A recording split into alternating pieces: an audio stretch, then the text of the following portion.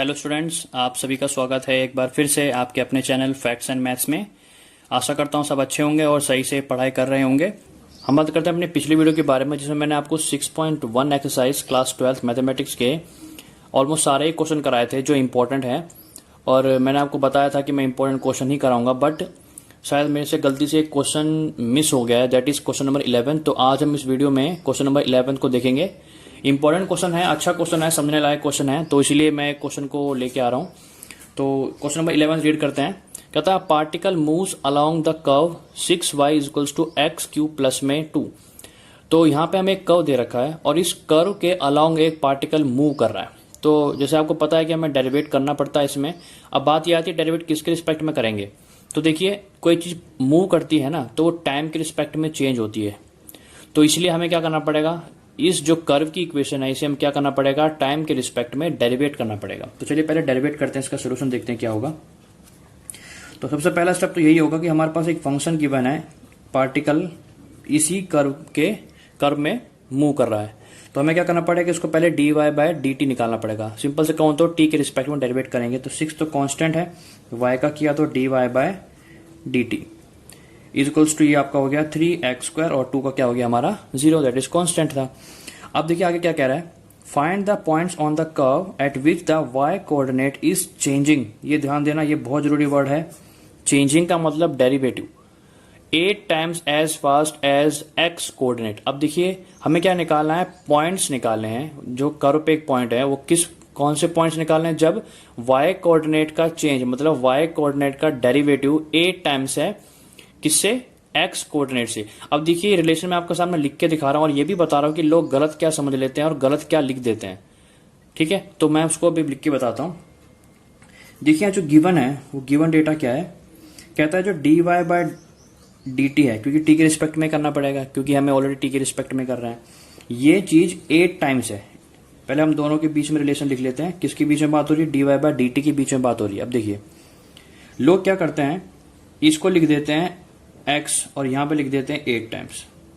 Sorry, यहां पे नहीं आएगा, एक्चुअल में क्या आएगा, यहां पे आएगा, क्योंकि मुझे क्या बोला हुआ है, हाँ y कोऑर्डिनेट 8 टाइम्स हो रहा है। y कोऑर्डिनेट है 8 गुना ज्यादा है किससे, x वाली चीज से। ध्यान देना गलती क्या होती है, लोग इसे समझ लेते हैं x से 8 टाइम्स ज्यादा है, बट एक्चुअल में क्या है, x के चेंज मतलब x के डेरिवेटिव से 8 टाइम्स ज्यादा है। सिंपल समझते हैं। देखिए अगर हम दो लोग कोई हैं और मैं ऐसे कहता हूं कि भाई मेरा वजन तुमसे 5 किलो ज्यादा है, तो एक तो हो गई ये स्टेटमेंट कि मेरा वजन तुमसे 5 किलो ज्यादा है। और इसी चीज को मैं ऐसे भी कह सकता हूं कि मेरा वजन तुम्हारे वजन से 5 किलो ज्यादा है। तो दोनों में थोड़ा सा फर्क था। जब हम कंपेयर करते हैं कि दो लोग के बीच में सेम यूनिट में, तो हमें जरूरी नहीं होता कि दूसरे वाले के भी उस यूनिट के बारे में जिक्र करें। जैसे मैंने कहा कि मेरा वेट तुम्हारे वेट से, और मैं ऐसे भी कह सकता हूं इस बात को कि मेरा वेट तुम्हारे से। तो यहां पे चीज समझनी क्या है कि उसने y कोऑर्डिनेट का चेंजिंग के बारे में बात कर दिया, मतलब y कोऑर्डिनेट के डेरिवेट के बारे में बात कर दिया, बट x कोऑर्डिनेट को सिंपल लिख दिया। तो यहां पे गलत मत करना कि ये x कोऑर्डिनेट ही है, तो यहां पे भी x कोऑर्डिनेट के चेंज की ही बात हो रही है, क्योंकि दोनों की जब इसकी y की चेंज की बात हो रही है तो कंपेयर कर रहा है, तो x के चेंज की ही बात होगी। तो दैट मीन्स यहाँ पे x नहीं होगा, ये ध्यान देना, ये आपका x नहीं होगा। तो हम इसे क्या लिखेंगे, ये एक्चुअल में क्या होगा हमारा dx बाय dt होगा। ओके, और क्योंकि ये 8 टाइम्स है dy by dt, that means इसको बराबर करने के लिए क्या कर देंगे हम, 8 से मल्टीप्लाई। मैं इस गिवन डेटा को दोबारा लिख रहा हूं। हमारे पास क्या रिजल्ट है, ये गिवन डेटा है, x के चेंज के बीच में बात हो रहा है और y के चेंज के बीच में बात हो रहा है। और रिलेशन क्या है दोनों के बीच में कि ये जो पार्ट है dy पर वो 8 गुना ज्यादा है, ये 8 गुना ज्यादा है। तो मगर मैं इसके मल्टीप्लाई 8 से करूंगा, दोनों चीज क्या आ जाएगी, बराबर। तो ये मेरे पास क्या हो गया, गिवन पार्ट हो गया।